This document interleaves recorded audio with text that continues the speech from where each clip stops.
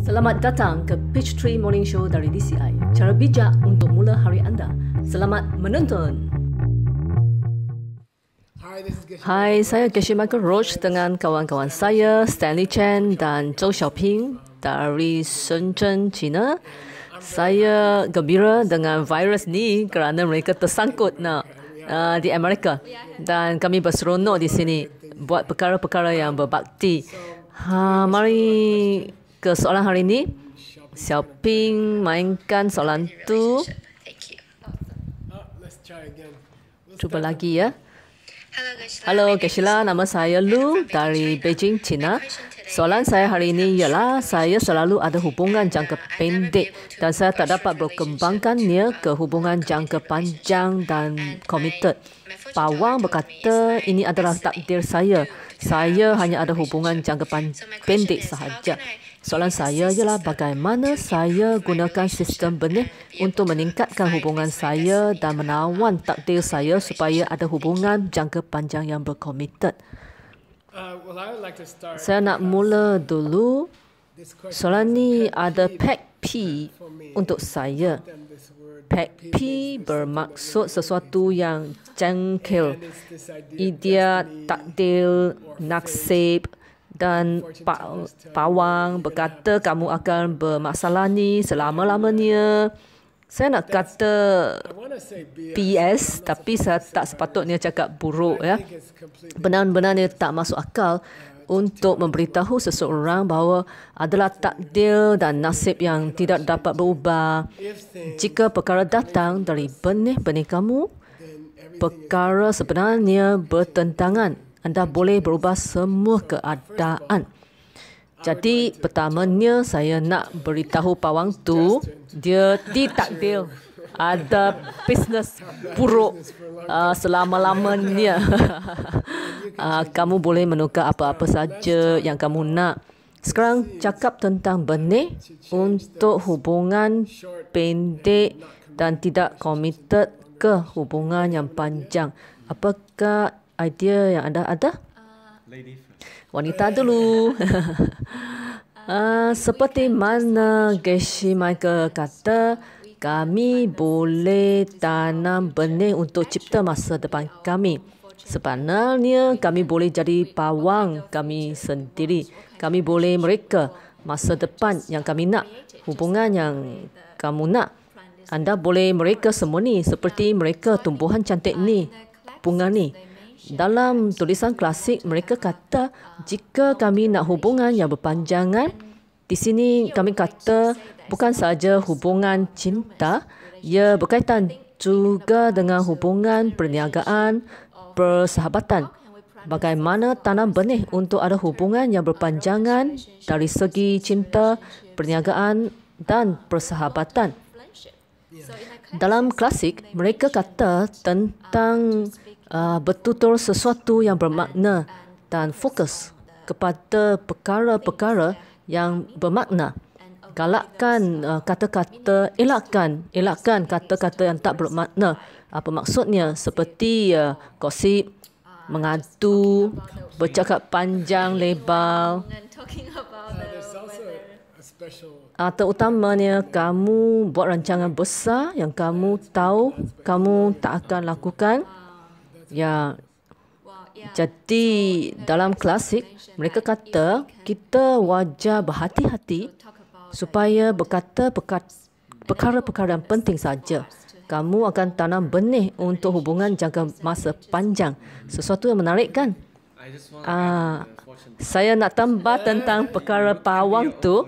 Kamu boleh jadi pawang sendiri. Inilah buku kecil yang kami bawa setiap hari, dipanggil buku 6 waktu. Apa sahaja masa depan yang anda nak, hanya rancang benih yang betul dan kamu boleh jadi pawang sendiri. Tak perlu bayar apa-apa. Lebih murah lah. Ya.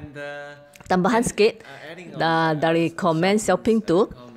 Pertama ialah tanam benih untuk bercakap benda-benda yang bermakna. Kedua, saya nak cakap bagaimana ada hubungan yang berpanjangan serta berseronok. Bagaimana kami tanam benih supaya hubungan kami bertahan lama dan menjadi semakin seronok setiap tahun. Saya ingin tahu bagaimana buat tu ya. Apabila anda pergi ke sebuah restoran pada masa virus ni dan dua orang tua yang lebih kurang 50 tahun masuk dan duduk, mereka nampak kaya juga. Sepanjang makan malam, mereka langsung tak berbual-bual untuk 1 jam tu. Anda berharap mereka beritahu yang masing-masing cinta akan dia, tapi mereka tak berbuat demikian. Saya rasa perhubungan seperti ini berlaku dalam pasangan, perniagaan dan persahabatan. Terutamanya perhubungan ni telah lama tapi jadi amat membosankan. Pada saya, ini perkara yang teruk kan. Saya akan hentikan perhubungan yang bosan seperti ini. Kalau keadaan ni dari benih saya, apakah karma bosan yang saya tanam dan bagaimana saya boleh berasa seronok dengan seseorang walaupun telah bertahun-tahun bersama? Bagaimana saya boleh teruskan perasaan seronok tu? Itu yang akan menjadi perhubungan Miss Lu kekal berpanjangan. Kita tahu benih-benih akan membesar jika kita hanya perlu buat sesuatu yang kecil untuk menyeronokkan orang lain dan berasa gembira. Saya nak bagi satu contoh yang benar. Terdapat seorang penjaga wanita yang bekerja di tempat letak kereta di Pangsapuri, kediaman saya. Setiap kali saya keluar masuk, saya akan bertegurnya kerana kerja itu amat membosankan. Dia nampak tak gembira. Jadi suatu hari saya bagi dia sejambak bunga. Saya tak pernah nampak dia begitu gembira untuk masa yang panjang. Dengan tindakan kecil, dengan sejambak bunga, motivasi saya ialah untuk menggembirakannya. Saya rasa kita boleh buat perkara serupa. Hanya perkara kecil dan saya buat harinya seronok. Saya boleh bayangkan, mungkin dia beritahu kawannya, hari ini dia dapat bunga cantik. Dan sebenarnya dia terus tunjuk kepada rakannya bunga mertu.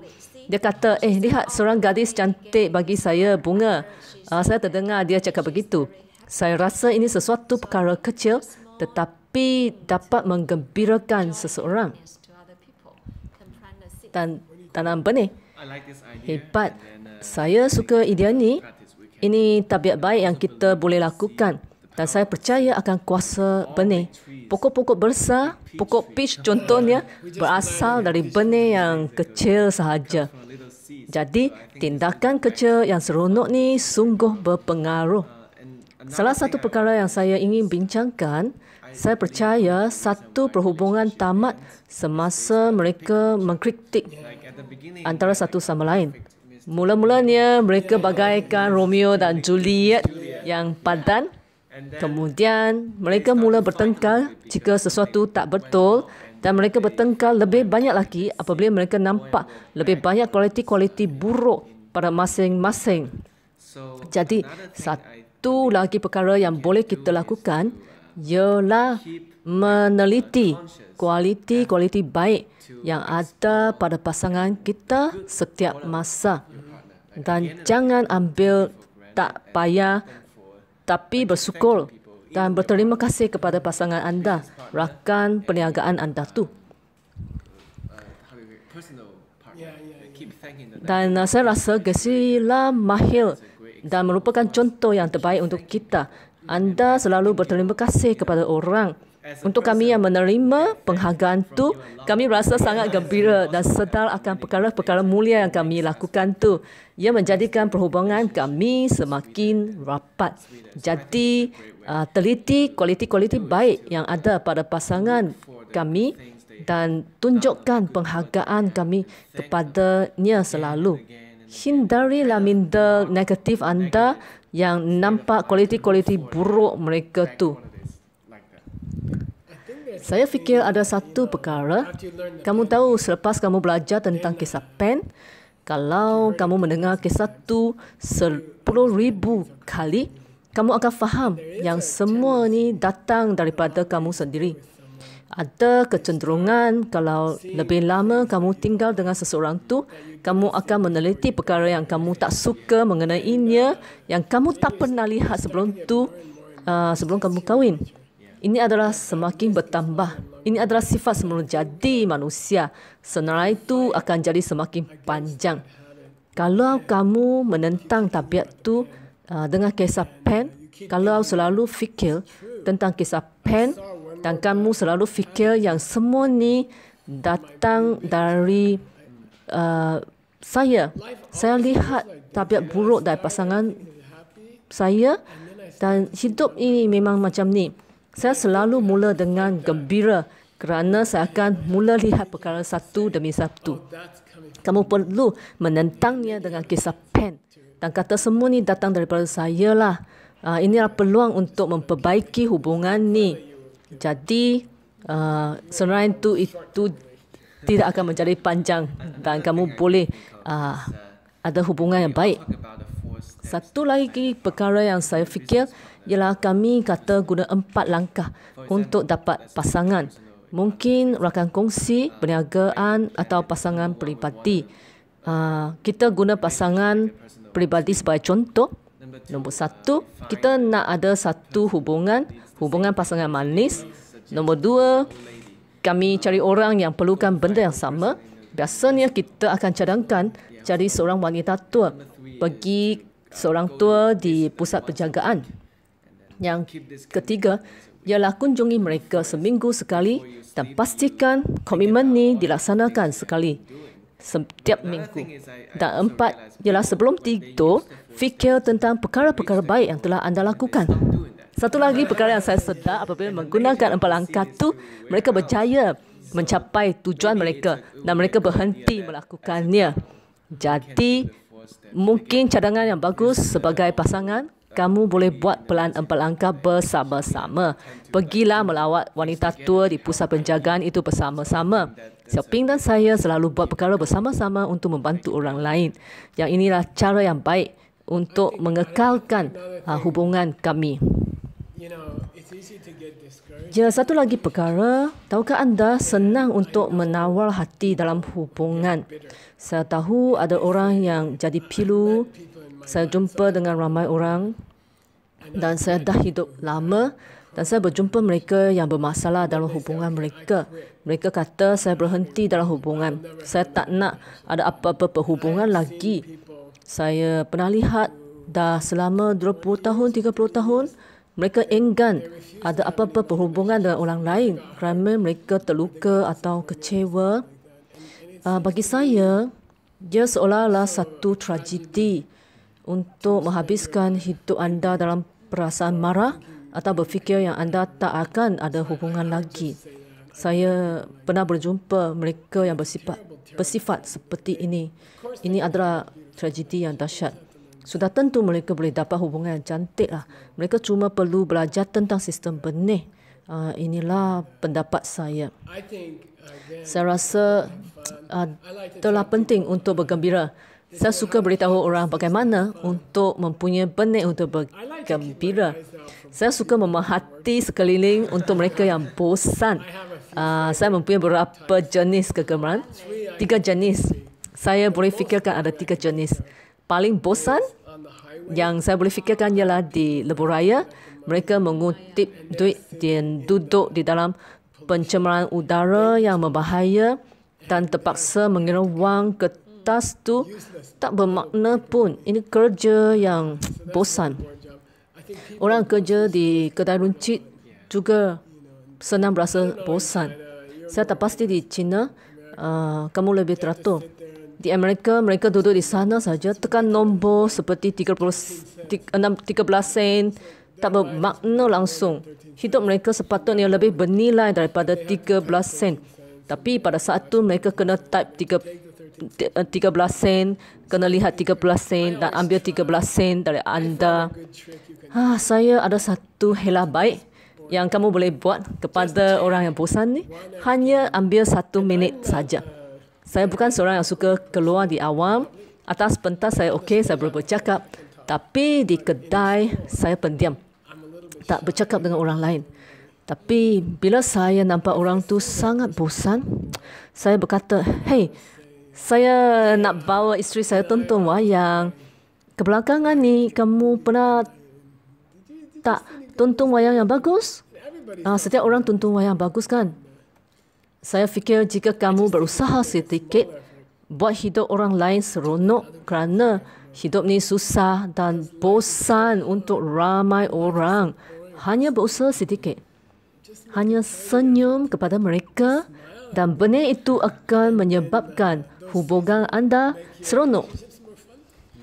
Kamu tahu tentang penolong peribadi saya, Ali? Dia dah bersama saya 25 tahun atau 30 tahun. Scott dan Ori untuk 12 atau 15 tahun. Rakan saya 50 tahun. Jadi, saya berfikir dia cantik, ada hubungan jangka masa panjang. Jangan berputus asa lu. Jangan putus asa. Tanam benih saja. Kami akan dapat apa yang kita nak tu. Ada soalan untuk esok. Ya, kami ada soalan untuk minggu depan tapi belum pilih lagi. Jadi, ada ringkasan, apakah pendapat terakhir? Kami berkata beberapa benih untuk ditanam. Marilah kita buat ringkasan.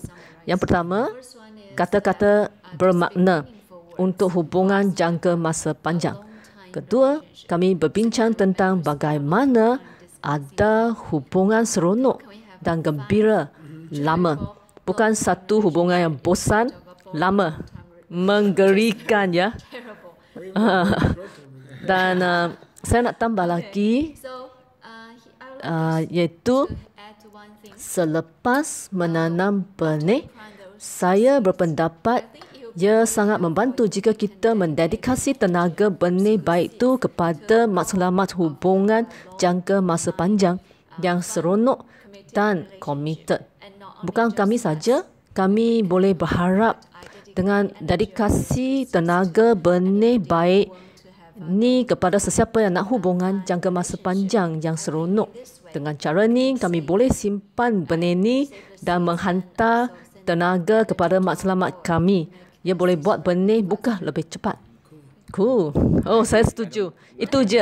Tiada nak tambah. Jumpalah hari Isnin. Terima kasih menonton Page 3 Morning Show. Jumpa lagi.